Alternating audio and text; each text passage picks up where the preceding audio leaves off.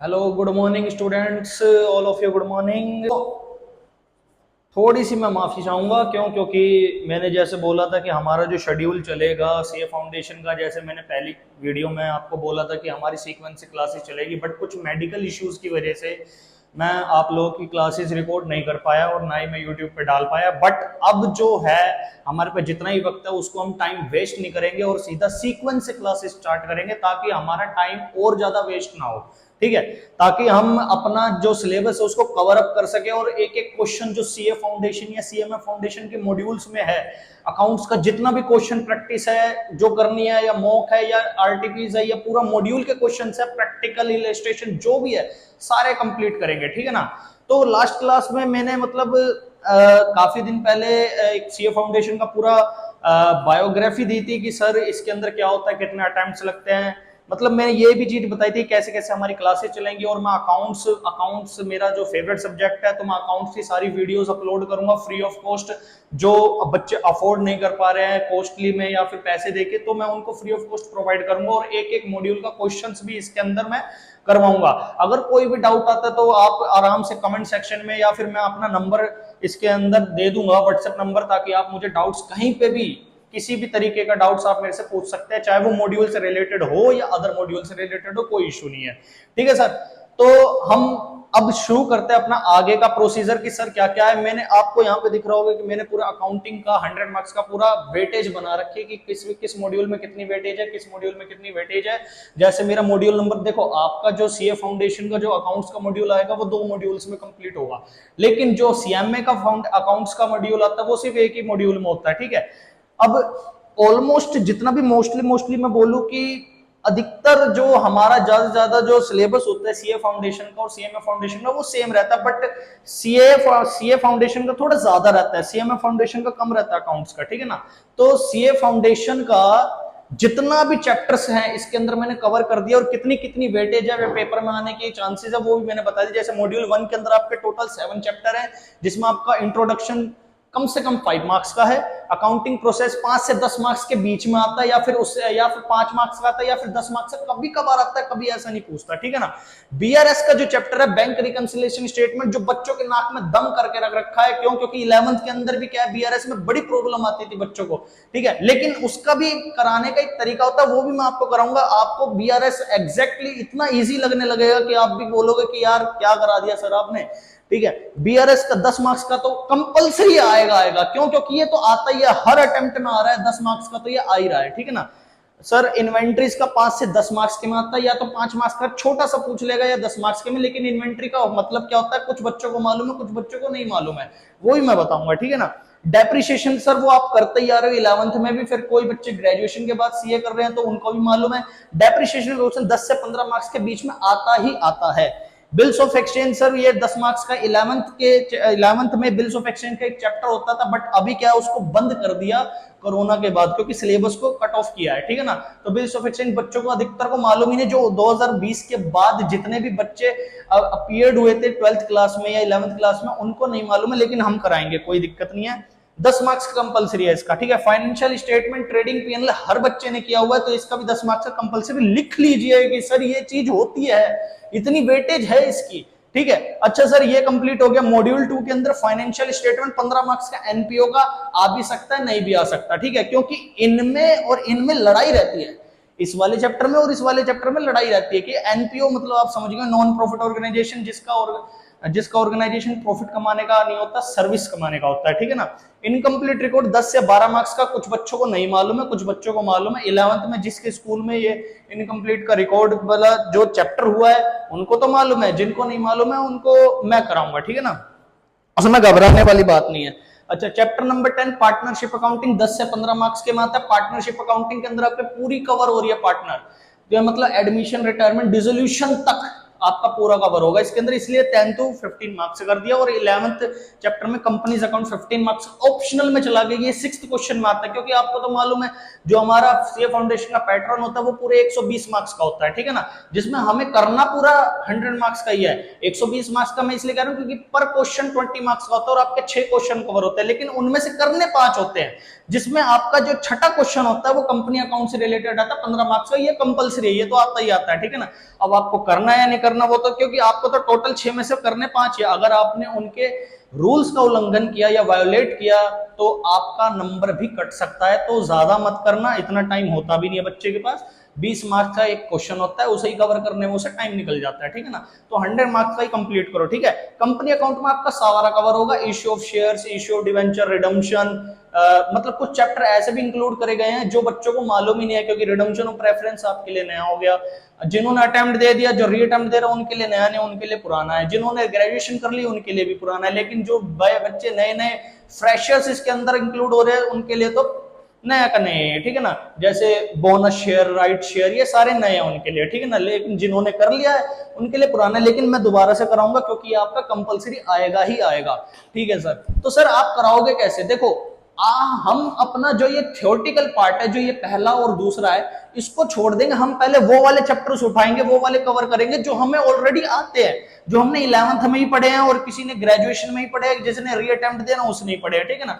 तो इनमें से कौन सा चैप्टर ऐसा है जो हमने पढ़े हुए हैं, सर बीआरएस पढ़ा हुआ है, डेप्रिसिएशन पढ़ा हुआ है, बिल्स ऑफ एक्सचेंज नहीं पढ़ा हुआ, चलो कोई बात नहीं, मैं मान के चलता हूं नहीं पढ़ा हुआ, फाइनेंशियल स्टेटमेंट पढ़ा हुआ है। सर पहले छोटा चैप्टर उठाता है, कौन सा, डेप्रिसिएशन उठाता है, जो 10 से 15 मार्क्स के बीच में, ये बहुत जरूरी है, ठीक है, क्योंकि ये सीए और सीएमए फाउंडेशन दोनों में कंप्लीट हो जाएगा, ठीक है ना। और उससे क्या होगा कि आपका ये बेस भी बनता रहेगा, डेप्रिसिएशन में होता क्या था और उस वक्त हमने क्या पढ़ा था और अब क्या पढ़ेंगे।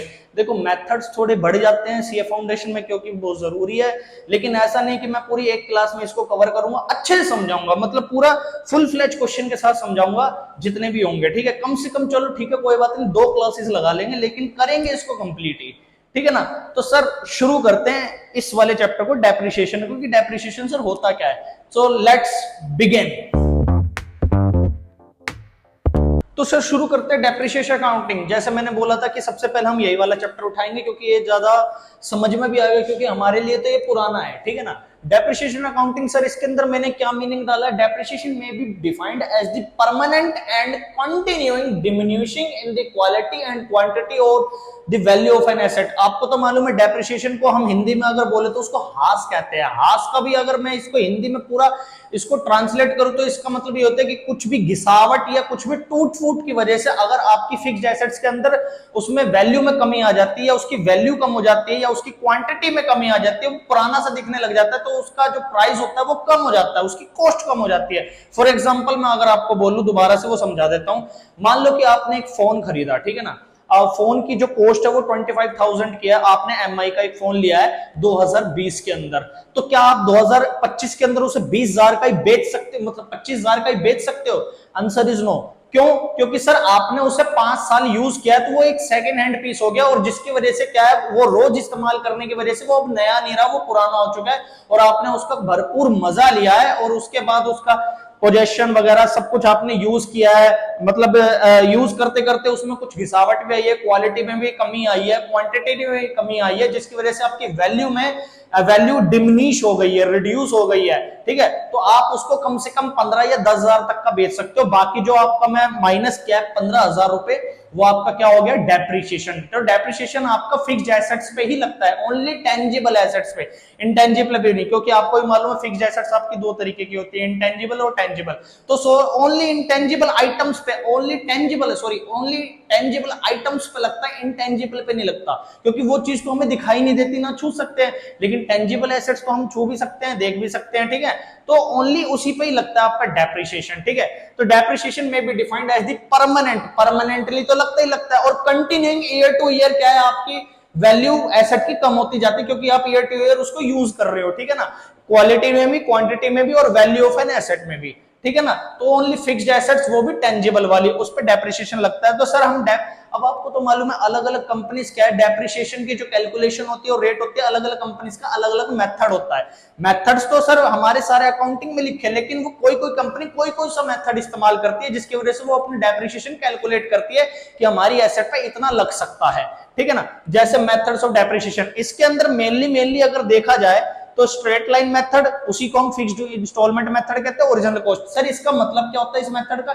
इस मेथड का मतलब है कि आपने जितने की कॉस्ट की खरीदी है, मान लो कि अगर आपने 50,000 की कोई एसेट खरीदी है और उस पर 10% का डेप्रिसिएशन पर एनम है, तो आपका हमेशा 50,000 पे ही डेप्रिसिएशन लगेगा। आप ये मत सोचना कि सर मान लो कि 50,000 का 10% 5,000 हुआ तो आपकी वैल्यू रहेगी एक साल बाद 45,000 की, तो 45 पे नहीं लगेगा, आपका दोबारा से दोबारा 50,000 पे ही लगता जाएगा, ओरिजिनल कॉस्ट पे ही लगेगा, रिड्यूसिंग कॉस्ट पे नहीं लगेगा, ओरिजिनल कॉस्ट पे लगेगा। ठीक है। Second method is diminishing method. अभी मैंने बोला ना कि रिड्यूसिंग मेथड पे नहीं लगेगा, अब इसके अंदर तो रिड्यूसिंग बैलेंस पे लगेगा। जैसे 45,000 की आपकी एसेट बची थी 5,000 का डेप्रिसिएशन मारने के बाद, तो सर आपका क्या है 45,000 पे आप 10% का डेप्रिसिएशन कैलकुलेट होगा। ठीक है, क्योंकि ये डिमिनिशिंग मेथड्स पे, रिड्यूसिंग बैलेंस पे क्या है अपना डेप्रिसिएशन कैलकुलेट करती है। ये कंपनीज मोस्टली सबसे ज्यादा कंपनी 95% कंपनीज क्या है इन दोनों मेथड के बिहाफ पे क्या है डेप्रिसिएशन को कैलकुलेट करती है। ठीक है ना। सर आपका नेक्स्ट आता है sum of year digit method. Sir ये ईयर्स के बिहाफ पे करते हैं, मतलब जितने भी वो साल जितने यूज हुए और जितने रिमेनिंग साल बचते हैं सर उनके बिहाफ पे क्या है इसको कैलकुलेट किया जाता है। लेकिन मोस्टली कंपनी इसको यूज नहीं करती, कोई बड़ी बड़ी कंपनीज यूज करती है, तो इसको हम बाद में देखेंगे। मशीन आवर मेथड, ये मशीन कितने घंटे इस्तेमाल हुए किसी भी प्रोडक्ट को बनाने के लिए उसके हिसाब से डेप्रिसिएशन कैलकुलेट करती है। डिप्लीशन मेथड की आपने कितने टन्स के हिसाब से मटेरियल को प्रोड्यूस किया है उसके हिसाब से डेप्रिसिएशन कैलकुलेट किया। प्रोडक्शन आवर्स आपने कितने घंटे प्रोड्यूस किया है, प्रोडक्शन कितने महीने चलाई है या कितने दिन चलाई है, कितने घंटे चलाई है, उसके हिसाब से डेप्रिसिएशन कैलकुलेट करती है। तो सर ये जो तीन मेथड है ये आपके सीएमए फाउंडेशन के अकाउंट्स वाले कोर्स में नहीं है, ये सिर्फ किसमें है सीए फाउंडेशन के अंदर। और लास्ट जो हमारा मेथड आता है वो है हमारा change in method. Change in method वो भी किसमें सर, चेंज इन मेथड सिर्फ इन दोनों में, कि कंपनी मान लो कि पहले साल से उन्होंने स्ट्रेट लाइन मेथड सोचा, फिर 3 साल बाद वो सोच रहे कि नहीं यार स्ट्रेट लाइन मेथड से डेप्रिसिएशन कैलकुलेट नहीं करते, ज्यादा आ रहा है, तो हमने क्या सोचा इसको पलट देते हैं, इसको इंसर्ट कर देते हैं, सब्स्टिट्यूट कर देते हैं। तो उन्होंने सोचा अब रिड्यूसिंग बैलेंस मेथड से क्या है कैलकुलेट करेंगे। ठीक है, ये चेंज इन मेथड का फोकस बोलता है। तो सर अपने सीए फाउंडेशन के अंदर तो सारे के सारे हैं, ठीक है, लेकिन सीएमए फाउंडेशन के अंदर 1 2 3 4 1 2 3 4 ये आपके सीएमए के अंदर चले जाते हैं। ठीक है, और बाकी सीए फाउंडेशन के अंदर तो सारे कवर होते हैं। ठीक है, तो सर आज की क्लास में हम कौन कौन से मेथड करेंगे, देखो सर आपके जो 1 2 3 4 ये 4 मेथड है, ये तो एक ही क्लास का मतलब ज्यादा से ज्यादा 30 मिनट्स का है। ठीक है, वो भी मैं रिकॉर्ड करूंगा, लेकिन हम पहले वो वाले मेथड्स करेंगे जो हमारे लिए जरूरी है। मेनली कौन से, ये दोनों मेथड। क्यों, क्योंकि सर इन्हीं से ही क्या है हमारे क्वेश्चंस की प्रैक्टिस होगी और इन्हीं से ही रिलेटेड हमारे 90% क्वेश्चन इन्हीं से रिलेटेड आएंगे एग्जाम के अंदर, तो हमारी ये वाली प्रैक्टिस जरूरी है। ठीक है, तो हम पहले दोनों मेथड के जो क्वेश्चंस है इसको इस्तेमाल करके देखेंगे सर क्या क्या है इसके अंदर, कैसे करते हैं कैसे नहीं करते। ठीक है, तो सर शुरू करते हैं। आपको अगर डेफिनेशन लिखनी है डेफिनेशन लिख सकते हो, कोई इशू नहीं है। मेथड्स नहीं लिख पाए कोई दिक्कत नहीं है, मेथड्स लिखने की भी जरूरत नहीं, क्योंकि हम साथ में मेथड्स को क्वेश्चन के साथ साथ करते रहेंगे, तो इतना घबराने वाली बात नहीं है। ठीक है सर। सर सबसे पहले हम एक बार जर्नल एंट्रीज जान लेते हैं।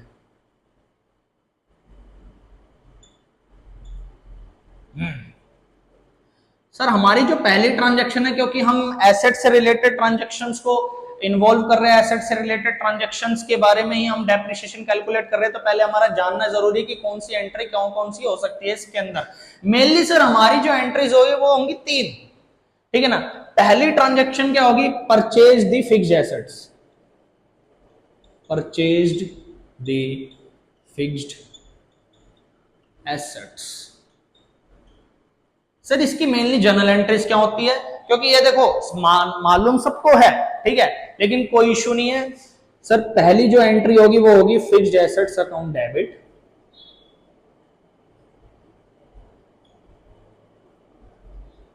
टू बैंक अकाउंट या कैश अकाउंट, जो भी आपको ठीक लगता है। ट्रांजैक्शन के बाद जो आपकी नरेशन है वो आप खुद देख लेना। सेकंड इज डेप्रिसिएशन चार्ज्ड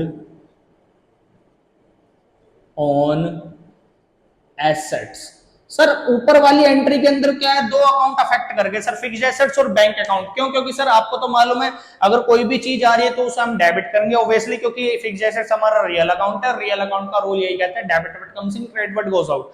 कोई भी चीज आती है उसे हम डेबिट कर देंगे और कोई भी चीज जाती है उसे क्रेडिट कर देंगे, क्योंकि कैश अकाउंट भी हमारा रियल अकाउंट है, debit what comes in credit what goes out. ठीक है। और सर दूसरी एंट्री क्या है आपकी, डेप्रिसिएशन चार्ज ऑन एसेट। इससे हमारी क्या एसेट रिड्यूस हो रही है, उसकी वैल्यू रिड्यूस हो रही है। तो ऑब्वियसली सी बात है सर, हमारी डेबिट से अगर फिक्स्ड एसेट्स बढ़ी है तो क्रेडिट से हमारी क्या हो जाएगी, वो रिड्यूस हो जाएगी। और डेप्रिसिएशन हमारा क्या है, लॉस है। और लॉस के लिए हमने पढ़ा हुआ है नॉमिनल अकाउंट के अंदर debit all expense and losses, credit all income and gains. तो debit all expenses and losses, debit. तो सर हम क्या है, डेप्रिसिएशन को क्या करेंगे, debit, depreciation account debit to fixed assets account. ठीक है सर। ओके सर, थर्ड आपने एक एंट्री और बताई थी कि ये भी होगा, तो सर ये वाली क्या मेनली आपके इस चैप्टर में तो नहीं पूछेगा, लेकिन पता होनी चाहिए सर होता क्या है इसके अंदर। इसके अंदर है आपका depreciation charge on PNL account, depreciation charged on PNL account, profit and loss account. तो सर क्या एंट्री होगी, profit and loss account debit. आपका लॉस है तो लॉस को खत्म कीजिए, राइट ऑफ कीजिए to depreciation account.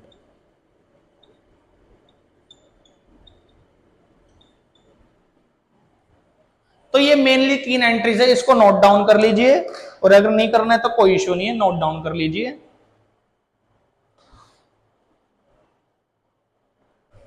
I hope आपको अभी तक जो भी मैंने समझाया वो आपको समझ में आ गया होगा। अब सीधा हम क्वेश्चंस के ऊपर बढ़ते हैं, क्योंकि आपको तो मालूम है जर्नल एंट्री के बाद सीधा लेजर पोस्टिंग की बात होती है कि सर सबका एक इंडिविजुअल अकाउंट बना के देखो कि सर कितना डेप्रिसिएशन उसमें आता है और कितना बैलेंस हमारा एसेट का बचता है। जाएंगे जो भी मैं क्वेश्चंस कराऊंगा वो सारा आपको स्क्रीन पे दिख जाएगा। तो सर मेरे पास जो क्वेश्चन आया है डेप्रिसिएशन का, वो स्ट्रेट लाइन मेथड का, वो आपको स्क्रीन पे नजर आ जाएगा। सर आया क्या है, on 1st April 2005 a company purchased a plant for 60,000। 1 अप्रैल 2005 को आपने एक प्लांट परचेज किया है 60,000 का। 1 अक्टूबर 2000 मतलब उसी ईयर में, in the same year it purchased additional plant worth 18,000 and spent 2,000 as erection. देखो सर ये इसी के अंदर इंक्लूड हो जाएगा। क्यों? क्योंकि सर फिक्स्ड एसेट्स को परचेस करते टाइम अगर आपने कोई भी एक्सपेंस उसके ऊपर किया है तो वो आपकी कॉस्ट को इंक्रीज कर देता है। जैसे मान लो अगर आपने फ्लिपकार्ट से, अमेजोन से कुछ भी मंगवाया, ऑनलाइन ऑर्डर कराओ, या फोन ही ले लो, फोन अगर आपका 25,000 का और डिलीवरी चार्जेस उस पर 500 रुपए, तो आपका टोटल बिल 25,500 आएगा। तो बिल तो आपका उतने का ही हुआ ना। तो कोई भी एसेट पे कैसा भी खर्चा हो, परचेज करते टाइम, रिपेयर करते टाइम नहीं, परचेज करते टाइम, सेकेंड हैंड पे भी नहीं कह रहा, न्यू परचेज, तो उसी की कॉस्ट को वो इंक्रीज कर देता है। ठीक है सर। 1 अक्टूबर 2007, पूरे 2 साल बाद, द प्लांट परचेज आपने किया था 1 अप्रैल 2005 में, हैविंग बिकम ऑब्सोलीट, खराब हो गया, और उसके बाद आपने उसे 27,000 के अंदर सेल कर दिया। ठीक है सर, हम पीएनएल निकाल लेंगे। 1 जनवरी 2009 एक फ्रेश प्लांट आपने खरीदा था 64,000 का, और सेम डेट पे आपने, सेम डेट पे मतलब 1 जनवरी 2009 को ही आपने क्या करा कि प्लांट परचेज जो आपने किया था 1 अक्टूबर 2005 के अंदर, जो मैंने बोला था ना 18,000 प्लस 2,000 20,000, 20,000 का जो प्लांट था वो आपने 10,000 में सेल कर दिया। डेप्रिसिएशन प्रोवाइड करना 10% पर एनम, वो भी कितने साल का, 31 मार्च 2009 तक का, मतलब 5 6 7 8 9 5 इयर्स का। और show the plant up to 31 March 2009, ये मैंने पहले बता दिया। ठीक है ना। तो सर मेरे साथ नोट करते रहना और साथ में समझते रहना, नहीं तो नहीं समझ में आएगा। अगर आपने फ्लो बीच में तोड़ दिया तो आपको बिल्कुल समझ में नहीं आएगा। तो मेरे साथ बिल्कुल फ्लो के साथ चलना, आके मैं आपको वर्किंग नोट भी उसी के साथ ही समझाता रहूंगा। ठीक है ना। तो शुरू करते हैं इस क्वेश्चन को। सबसे पहले हम अपना प्लांट अकाउंट बनाएंगे।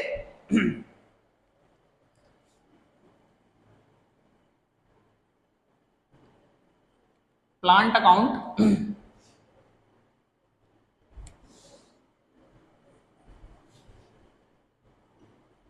Date, particular amount, date particulars amount. ठीक है सर, जब भी हम कोई एसेट परचेज करते हैं हम अपनी एंट्री क्या पास करते थे, जनरल एंट्री जो हमने करी थी sir, asset account debit to bank या to cash. Asset account debit, debit side कौन सी ये वाली, तो इधर क्या आएगा, प्लांट अकाउंट, नहीं भाई प्लांट अकाउंट नहीं आएगा, प्लांट अकाउंट तो हम बना रहे हैं। डेबिट साइड में ऑपोजिट नाम आएगा सर, हमने कब खरीदा इसे, 1 अप्रैल 2005 के अंदर, तो 1 अप्रैल 2005 टू बैंक अकाउंट। सर कितने का परचेज किया हमने, ये हमने किया है 60,000 का, ठीक है 60,000 का। सर 30, इसका जो हमारा फाइनेंशियल ईयर खत्म होगा वो 31 मार्च 2006 के अंदर खत्म होगा, लेकिन उससे पहले क्या हो गया, 1 अक्टूबर सेम ईयर में 2005 के अंदर ही, ठीक 6 महीने पहले 1 अक्टूबर को आपने एक और प्लांट खरीदा 20,000 का, 1 अक्टूबर 2005 टू बैंक अकाउंट 20,000 का, ठीक है सर। इस साल में और कुछ तो आपने परचेज नहीं किया या सेल किया, नहीं मैंने और कुछ भी नहीं किया है सर, इस साल में सिर्फ 2 ही ट्रांजेक्शन हुई है, और हमारा क्या 31 मार्च 2006 आ जाएगा, और वो उस पे हम क्या करेंगे, डेप्रिसिएशन लगाएंगे, और डेप्रिसिएशन की जनरल एंट्री हमने क्या करी थी, depreciation account debit to fixed assets, तो फिक्स्ड एसेट्स हमारी क्या है, क्रेडिट हो रही है डेप्रिसिएशन के नाम से, 31 मार्च 2006 बाय डेप्रिसिएशन अकाउंट। अलग अलग बताएंगे, पहली मशीन पे कितना लगेगा, दूसरी मशीन पे कितना। सर पहली मशीन तो आपके पूरे 12 महीने यूज हुई है, तो 60,000 का 10% आपका 6,000, और सर दूसरी मशीन आपकी सिर्फ 6 महीने इस्तेमाल हुई है, लगेगा तो 20,000 पे, 20,000 का 10% 6 महीने का, क्यों, क्योंकि आपने खरीदी कब है, 1 अक्टूबर को, अक्टूबर से पुट टू यूज हुई है, अक्टूबर नवंबर दिसंबर जनवरी फरवरी मार्च, पूरे 6 मंथ्स का, तो 20,000 का 10% 2,000 और 6 मंथ्स का हो गया 1,000, ये टोटल हो गया आपका 7,000। 31 मार्च 2006 by balance CD first second. Sir 60,000 में से 6,000 का डेप्रिसिएशन, तो बचा कितना 54,000, 20,000 में 1,000 का डेप्रिसिएशन बचा कितना 19,000, तो ये टोटल हो गया यहाँ पे 9 4 13 1 6 7 73, तो पूरा 80,000 टोटल यहाँ पे, और बिल्कुल इसी की साइड में 80,000 टोटल यहाँ पे डबल लाइन। बात समझ में आई कि करा क्या है हमने, सीधा डेप्रिसिएशन कैलकुलेट करके बैलेंस निकाला है।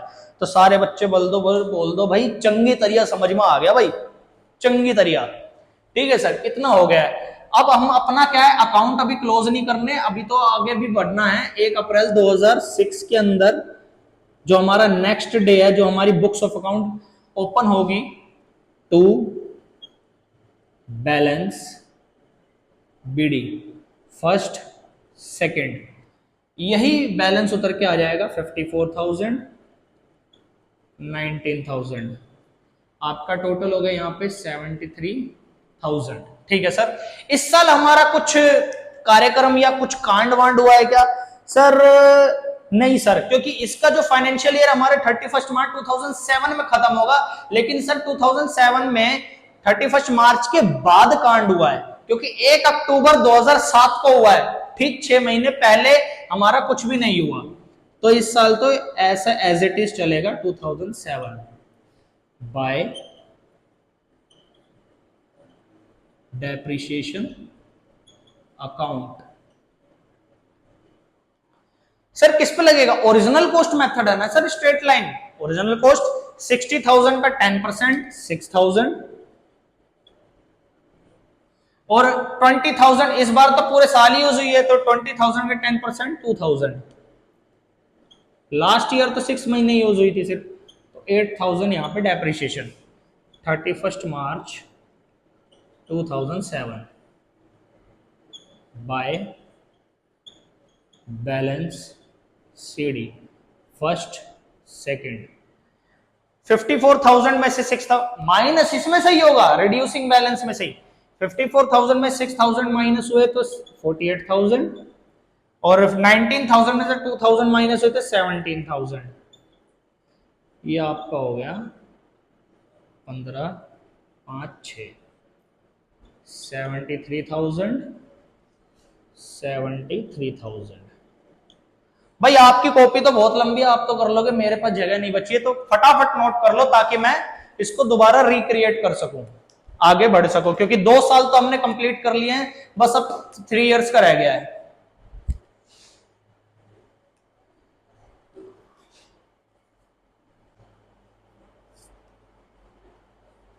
ओके,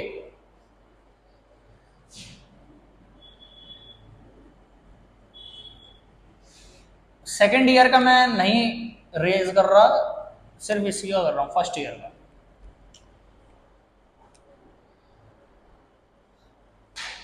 सर अब अपना जो दोबारा से रिक्रिएट होगा 1 अप्रैल 2007 के अंदर, to balance BD first second 48,000 और 17,000, ये आपका यहां पे आ गया 65,000। सर इस साल क्या क्या हुआ है जरा देखते हैं। अपने पास जो क्वेश्चन है 1 अक्टूबर, पूरे 6 महीने बाद, क्योंकि इसका जो फाइनेंशियल ईयर है वो 31 मार्च 2008 के अंदर कंप्लीट होगा, उससे पहले आपका क्या हुआ है 6 महीने पहले ही 1 अक्टूबर 2017 द प्लांट परचेज, जो आपने प्लांट परचेज किया था 1 अप्रैल 2005 वाला 60,000 का, वो आपका खराब हो गया और उसको हमने सेल कर दिया 27,000 में। ठीक है सर, मतलब एक ही कांड हुआ है इसके अंदर, 1 अक्टूबर 2007 में सिर्फ एक ही कांड हुआ है, उस साल में सिर्फ एक हुआ है, उसके बाद तो सीधा 2009 की बात करी गई है। ठीक है, तो अब एक बात बताओ, हमने क्या है कि इस बार जो एसेट है वो बेचा है, हमने एसेट बेचा है, हमने एसेट खरीदा नहीं है, इस बार बेचा है। जब हमने खरीदा था एंट्री क्या करी थी, fixed assets account debit to bank. अब जब हम बेचेंगे तो हमारे पास कैश आएगा, तो बैंक अकाउंट डेबिट टू गया क्या, फिक्स्ड एसेट्स, तो फिक्स्ड एसेट्स क्रेडिट हो रहा है। तो यहां पे 1 अक्टूबर 2007 बाय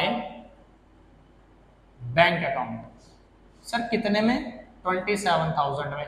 लेकिन आपने एक बात बताओ, आपने 6 मंथ्स यूज करके बेचा है ना उसे, तो 6 मंथ्स का डेप्रिसिएशन नहीं लगेगा, बिल्कुल लगेगा। कोई भी कस्टमर इतना पागल थोड़ी है जो ऐसे ही ले लेगा, डेप्रिसिएशन माइनस करवाएगा। ठीक है, तभी तो देखेगा ना कि उसकी ओरिजिनल वैल्यू क्या है। और कोई भी सेलर इतना पागल नहीं है कि भाई पूरा का पूरा उसमें, सेलर तो वैसे चाहता ही है कि हमारा डेप्रिसिएशन माइनस ना हो, ज्यादा में बिके, लेकिन कस्टमर ऐसा नहीं चाहता ना, कस्टमर अपना नुकसान क्यों कराएगा। तो 1 अक्टूबर तक का depreciation bye depreciation account, sir हम यहीं पे निकालेंगे, ओरिजिनल कॉस्ट पे लगेगा, बिल्कुल सर 60,000 पे, 60,000 का 10% 6 मंथ्स का, 6 मंथ्स का कैसे सर, हिसाब लगाओ, 1 अक्टूबर को आपने बेचा है, हमारा जो फाइनेंशियल ईयर वो 1 अप्रैल से शुरू हो गया, अप्रैल मई जून जुलाई अगस्त सितंबर, 6 मंथ्स का, तो कितना आ जाएगा सर ये अपना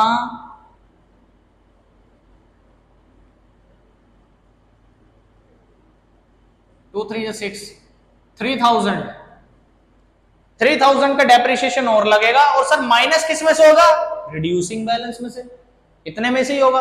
तो 40 जो 60,000 की वैल्यू थी उसकी 2 साल का डेप्रिसिएशन माइनस करने के बाद उसके जो बैलेंस बचा था वो 48,000 बचा था, 48,000 में से 3,000 का डेप्रिसिएशन और लग गया। अब बची कितने की एसेट, 45,000 की, 45,000 की एसेट को आपने 27,000 में बेच दिया है, वो भी मैं लिखूंगा, आपको लॉस हुआ है। अगर प्रॉफिट होता तो मैं डेबिट साइड में लिखता, लॉस हुआ है sir by profit and loss account. देखो सर 48,000 की एसेट, 3,000 का डेप्रिसिएशन और लग गया, और आपने उसे 27,000 में बेचा है। तो हिसाब लगाइए, 30 40 15 16 17 18,000 का आपको लॉस। ठीक है सर, 18,000 का लॉस, मैं नीचे का मिटा देता हूं, नोट हो गया होगा अब तक। तो 18,000 का साफ साफ लॉस दिख रहा है हमें, बिल्कुल सर बिल्कुल दिख रहा है।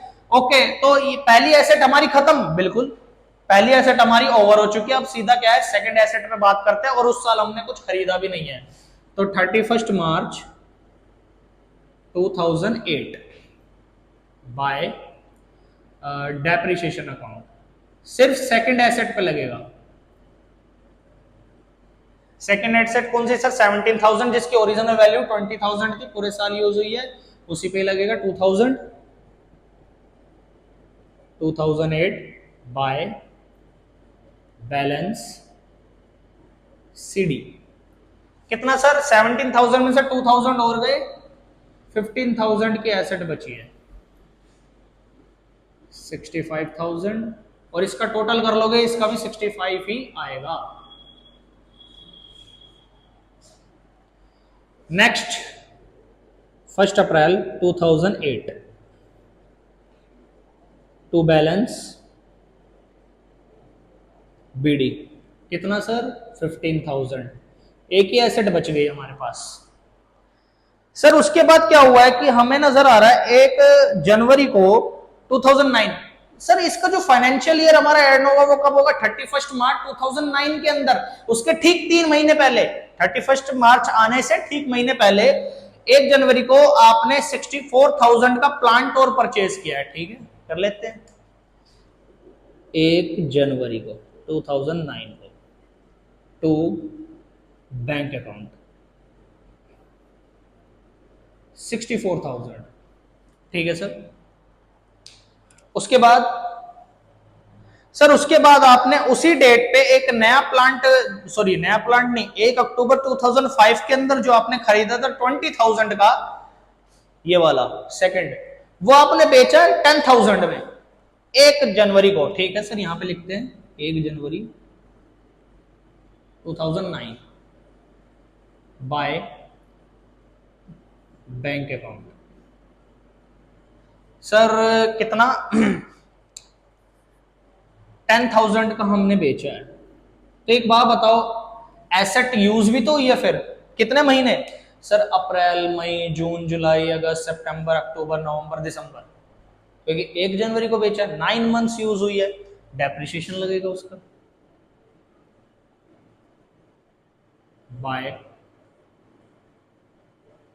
Depreciation account. सर 20,000 पे ही लगेगा, ओरिजिनल कॉस्ट है 20,000 का 10% 9 मंथ्स का,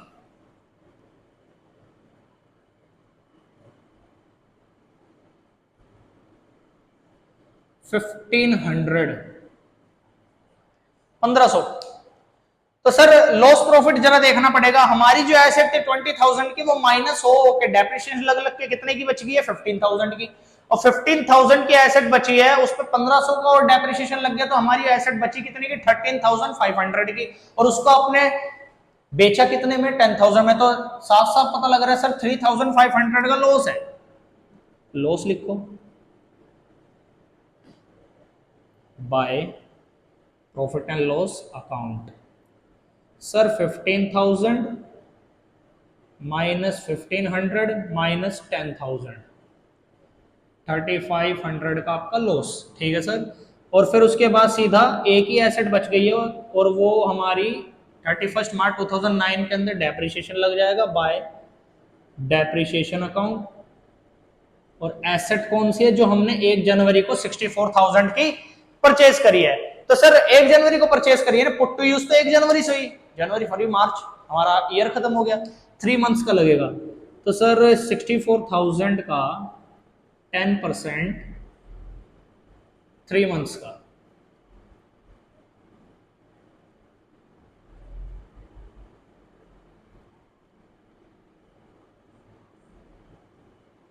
$1,600 का हमारा डेप्रिसिएशन हो गया। ठीक है। तो सर आपका जो 31 मार्च 2009 है, उसमें आपका बैलेंस सीडी कितना होगा? 64,000 में से 1,600 माइनस कर दो तो 62,400, ये आपका यहां पे कंप्लीट हो गया। और यहां पे 79,000 और यहां पे 79,000, ये आपका क्वेश्चन कंप्लीट हो गया। और कोई भी डाउट हो तो मुझे कमेंट सेक्शन में एक बार कमेंट कर दीजिए, या फिर मान लीजिए कि अगर मुझे आप व्हाट्सएप करना चाहते हैं तो व्हाट्सएप कर दीजिए मेरे को, मैं और भी क्वेश्चंस आपको प्रोवाइड कर दूंगा और साथ में नोट्स भी प्रोवाइड कर दूंगा। व्हाट्सएप पे मेरे को एक बार हाय लिख के मैसेज कर दीजिएगा तो मैं आपको सारी चीजें प्रोवाइड कर दूंगा। बाकी नोट कर लीजिए।